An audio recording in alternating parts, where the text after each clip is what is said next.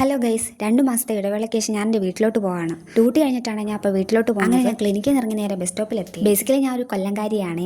അപ്പോൾ ഞാൻ വർക്ക് ചെയ്യണേ ട്രിവാൻഡ്രത്താണ്. അങ്ങനെ ഒരുപാട് നേരത്തെ കാത്തിരിപ്പിന് ശേഷം എനിക്ക് ബസ് കിട്ടി. ബസ്സിൽ ഒരുപാട് തിരക്കില്ലാത്തതുകൊണ്ട് ഞാൻ രക്ഷപ്പെട്ടു. അതുകൊണ്ട് എനിക്കൊരു സീറ്റ് കിട്ടി. ഞാൻ അവിടെ കയറിയിരുന്നു. 1.5 മണിക്കൂർ കൂടുതലുണ്ട് ഇനി ബസ്സിലുള്ള യാത്ര. എനിക്ക് ബസ്സിൽ പോകണ ഒരുപാട് ഇഷ്ടമാണ്. അതുകൊണ്ട് തന്നെ ഞാൻ കാഴ്ചകളൊക്കെ കണ്ട് ഇങ്ങനെ പുറത്തോട്ട് നോക്കിയിരിക്കുമായിരുന്നു. എല്ലാ വട്ടവും ഹെഡ്സെറ്റ് എടുത്തോണ്ട് വരാത്തതുകൊണ്ട് പാട്ട് കേൾക്കാൻ പറ്റില്ലായിരുന്നു. ഈ വട്ടം ഹെഡ്സെറ്റ് എടുത്തോണ്ട് വന്നിട്ടും തലവേദന ആയതുകൊണ്ട് പാട്ട് കേൾക്കാൻ പറ്റിയില്ല. എന്താണ് അവസ്ഥയല്ലേ? വീട്ടിലോട്ട് പോകുമ്പോൾ ഞാൻ എപ്പോഴും ഉറങ്ങുമായിരുന്നു കുറച്ച്. പക്ഷേ ഈ വട്ടം പോയപ്പോൾ ഞാൻ ഒട്ടും ഉറങ്ങിയിട്ടില്ലായിരുന്നു. വീട്ടിലോട്ട് പോകുന്നതിൻ്റെ എക്സൈറ്റ്മെന്റ് കാരണം അങ്ങനെ ഞാൻ വീഡിയോ എടുത്തും പുറത്തോട്ട് വായി നോക്കിയിരുന്ന സമയം കളയുവാണ്. എനിക്കാണെങ്കിൽ ബസ്സിലിരിക്കുമ്പോൾ ഒരുപാട് നേരം ഫോൺ നോക്കിയിരുന്ന തലവേദന വരവേ. അതുകൊണ്ട് ഞാൻ ഇടയ്ക്കിടയ്ക്ക് വീഡിയോ എടുക്കുന്നുള്ളൂ. പോകുന്ന വഴിക്ക് റോഡ് പണി ആയതുകൊണ്ട് ഏതൊക്കെയോ ഊടുവഴിയിലൂടെയാണ് KSRTC ബസ് പോയത്. എനിക്കാണെങ്കിൽ ആനവണ്ടി ഈ ചെറിയ ഇടവഴിയിലൂടെ പോകുന്ന കാണുമ്പോഴേ പേടിയാണ്. ബസ്സാണെങ്കിൽ ഓരോ കയറ്റം ഇറങ്ങുമ്പോഴും കയറുമ്പോഴും ഞാൻ ഏതോ വീഗാലാൻഡിൽ ഏതോ റൈഡിലിരിക്കണ ഫീലാണ്. അങ്ങനെ ഒരുപാട് ചുറ്റിക്കറങ്ങി ബസ് മെയിൻ റോഡിലെത്തി. മെയിൻ റോഡിലെത്തിയതിനു ശേഷമാണ് എൻ്റെ ശ്വാസം നേരെ വീണത്. സമയം ഒരുപാടായതുകൊണ്ട് തന്നെ എനിക്ക് നല്ല വിശപ്പുണ്ടായിരുന്നേ.